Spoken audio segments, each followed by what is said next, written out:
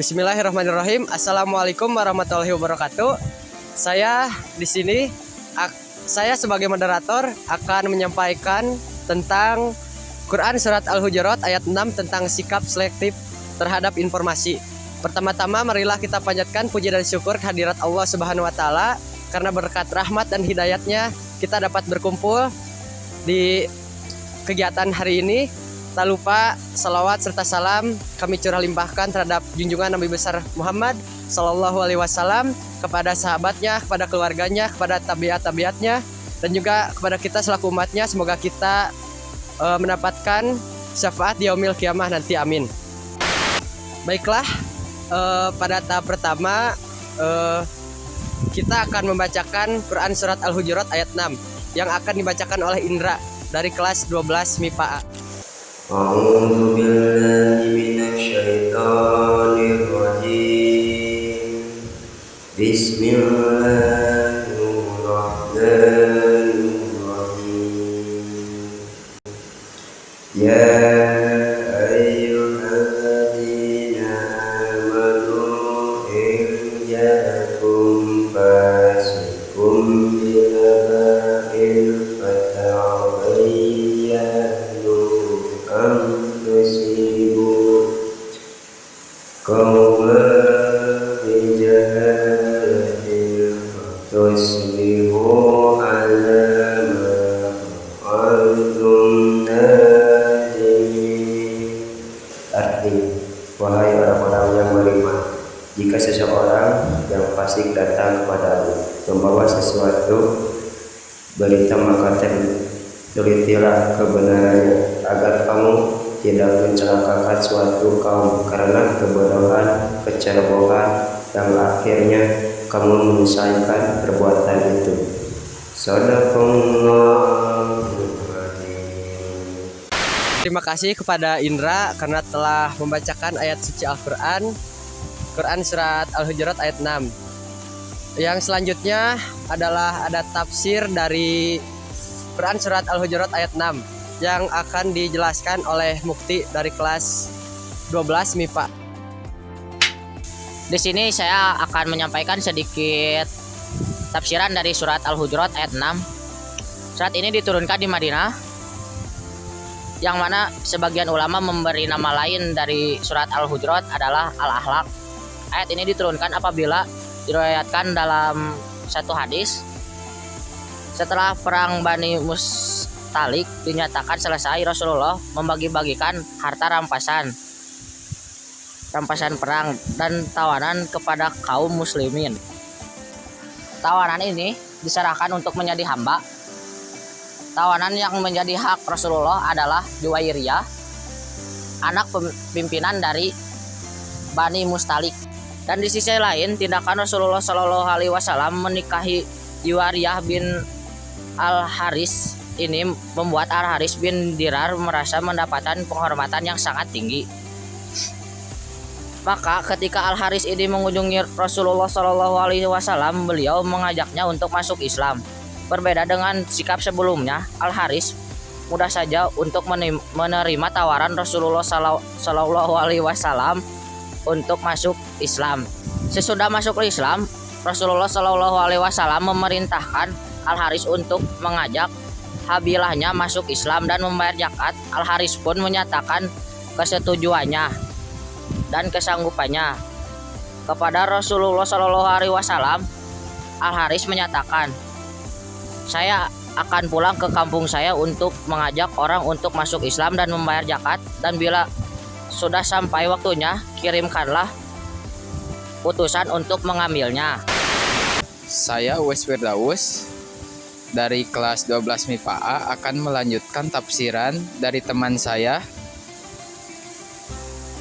Namun ketika kaum Bani Mustalik sudah menerima Islam dan zakat sudah banyak dikumpulkan, sedang waktu yang disepakati oleh Rasulullah untuk mengambil zakat telah tiba. Ternyata utusan beliau belum juga datang. Maka Al-Haris mereka bimbang kalau ada sesuatu yang tidak berkenan di hati Rasulullah Shallallahu Alaihi Wasallam yang menyebabkan beliau tidak kunjung mengirimkan utusan. Al-Haris bimbang kalau persoalan ini akan memberi persepsi buruk terhadapnya dan kaumnya. Setelah melalui musyawarah dengan tokoh Bani Mustahlik, Al-Haris merasa harus berjumpa Rasulullah SAW, bukannya menanti kedatangan utusan beliau yang akan mengambil zakat, dan beberangkatan ke Madinah dipimpin sendiri oleh Al-Haris dan diikuti oleh serombongan tokoh Bani Mustalik untuk menyerahkan zakat itu kepada Nabi. Sementara itu, dalam waktu yang hampir bersamaan, Rasulullah SAW mengutus Al-Walid bin Uqbah untuk mengambil zakat yang telah dikumpulkan Al-Haris. Di tengah jalan Al-Walid melihat Al-Haris beserta sejumlah orang berjalan menuju Madinah. Atas dasar permusuhan sesama jahiliyah antara dirinya dengan Al-Haris, timbul rasa getar di hati Al-Walid.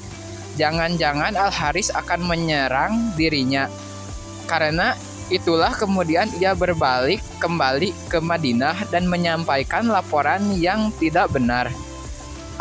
Al-Walid melaporkan kepada Rasulullah SAW bahwa Al-Haris tidak mau menyerahkan zakat, bahkan ia akan dibunuhnya.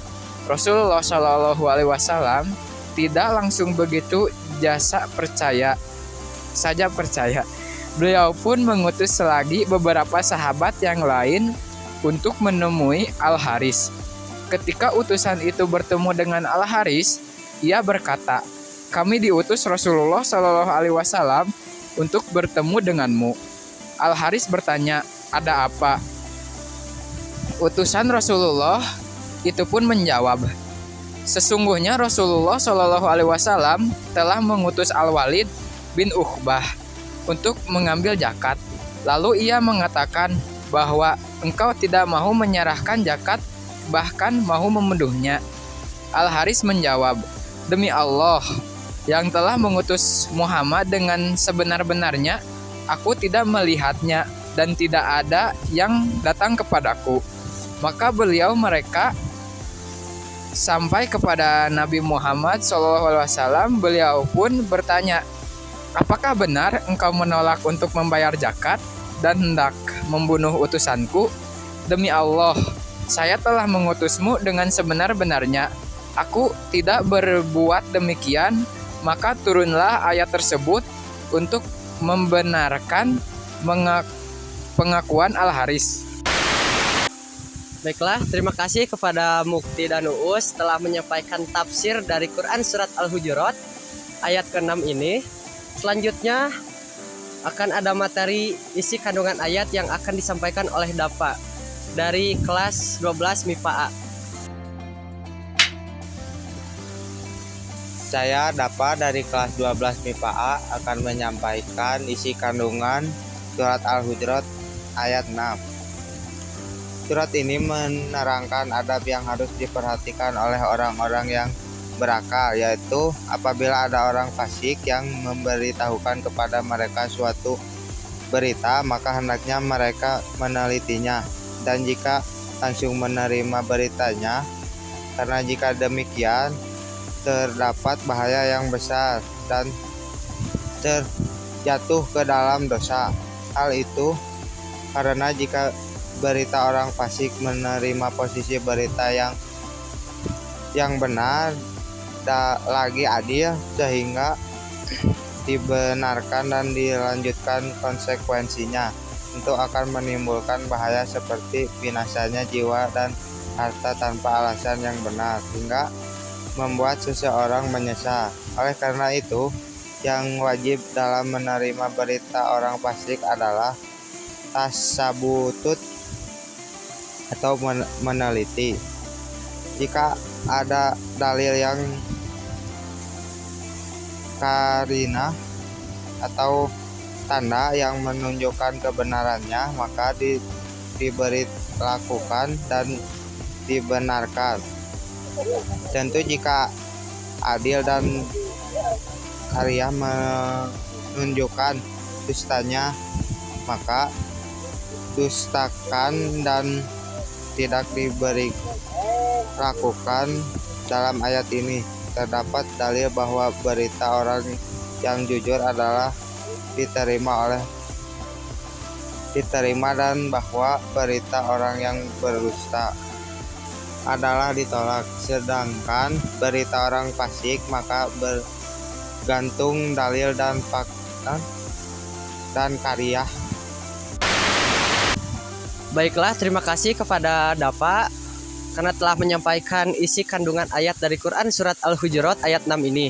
Selanjutnya ada penyampaian kaitan antara Quran Surat Al-Hujurat dengan kehidupan sehari-hari dan makna dari Surat Al-Hujurat ayat 6 yang akan disampaikan oleh Tias dari kelas 12A, dari kelas 12 MIPA A. Saya Tias dari kelas 12 MIPA A akan menyampaikan kaitan antar Surat Al-Hujurat ayat 6 dengan kehidupan sehari-hari. Ayat 6 dari Surat Al-Hujurat dalam Al-Quran menekankan pentingnya memverifikasi informasi sebelum menyebarkannya. Dalam kehidupan sehari-hari, pesan ini mengajarkan untuk tidak cepat percaya pada gosip atau informasi tanpa konfirmasi yang baik.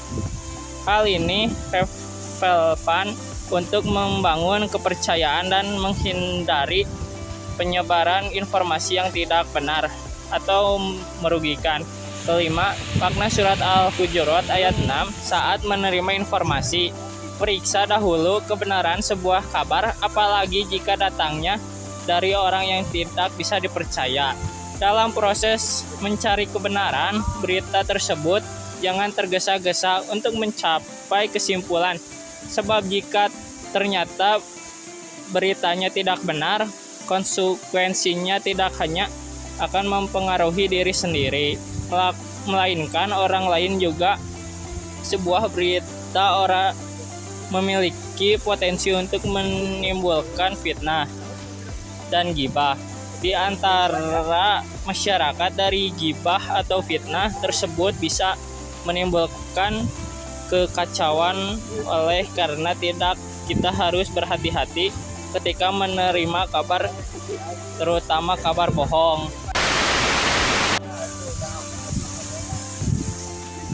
Terima kasih kepada Tias karena telah menyampaikan kaitan Quran Surat Al-Hujurat ayat 6 dengan kehidupan sehari-hari dan maknanya.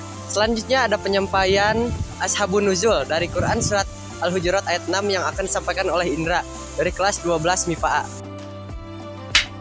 Saya Indra Firmansyah akan menyampaikan Ashabul Nuzul PS Al-Hujurat ayat 6. Berdasarkan buku penyesatan Upini, sebuah rekayasa mengubah cita oleh Adian Tusani. Asbabun Nuzul Surat Al-Hujurat ayat 6 berkaitan dengan kisah Al-Walid bin Uqbah. Kala itu beliau diutus oleh Nabi Muhammad untuk menarik zakat dari Bani Mustalik yang telah masuk Islam. Walid tidak berhasil menarik zakat mereka, lalu kembali ke Madinah untuk melapor kepada Rasulullah. Dia melaporkan bahwa kaum Bani Mustalik telah murtad dari Islam, tapi Nabi Muhammad tidak percaya. Kemudian Rasulullah memerintah Khalid bin Walid untuk mencari kebenaran dari laporan tersebut. Khalid secara diam-diam memantau kehidupan Bani Mustalik bersama pasukannya. Ternyata Bani Mustalik masih memeluk Islam dan menjalankan ajaran-ajarannya. Lalu Khalid segera melaporkan ke Nabi Muhammad SAW. Setelah kejadian itu, turunlah surat Al-Hujurat ayat 6 yang mengingatkan umat kepada bahayanya mulut orang fasik. Baiklah, terima kasih kepada Indra karena telah menyampaikan Ashabun Nuzul dari Quran Surat Al-Hujurat ayat 6. Selanjutnya akan ada penyampaian pengajaran dari ayat ini yang disimpulkan kepada beberapa perkara yang akan disampaikan oleh Dafa dan Uus.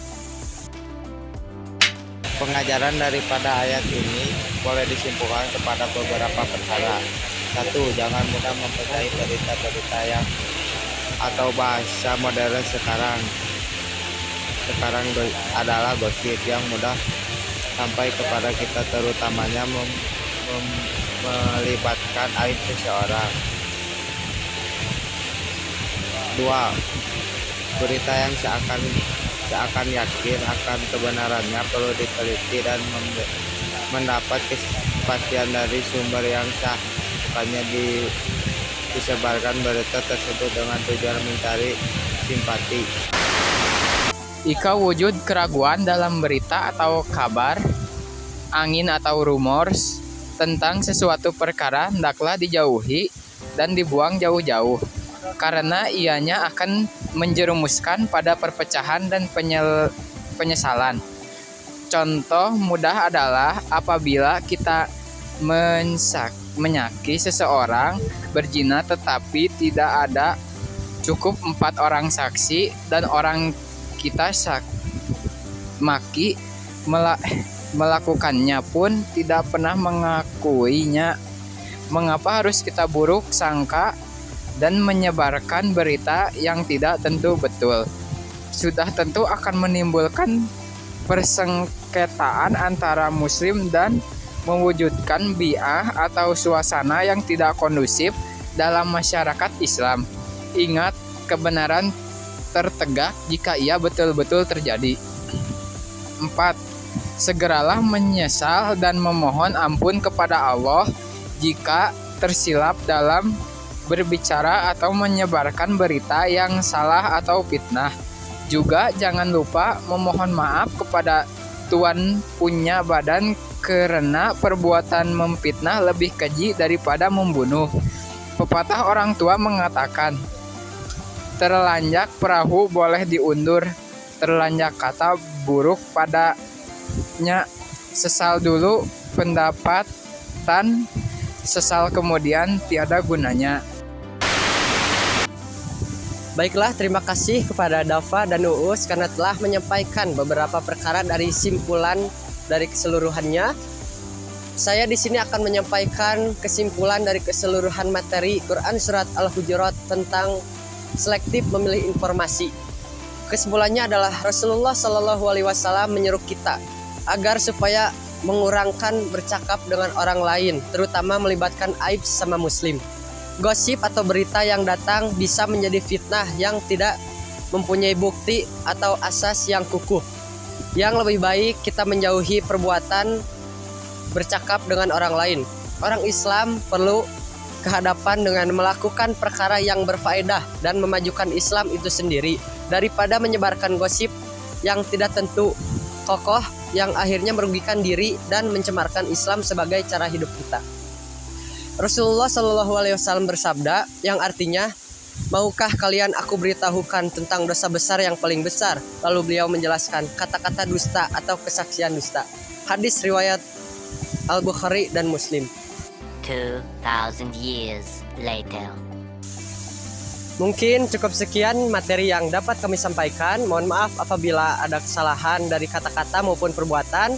Saya Muhammad Fadlan. Saya Dava Ramadan. Saya Tias Septia. Saya Mukti Fadilah.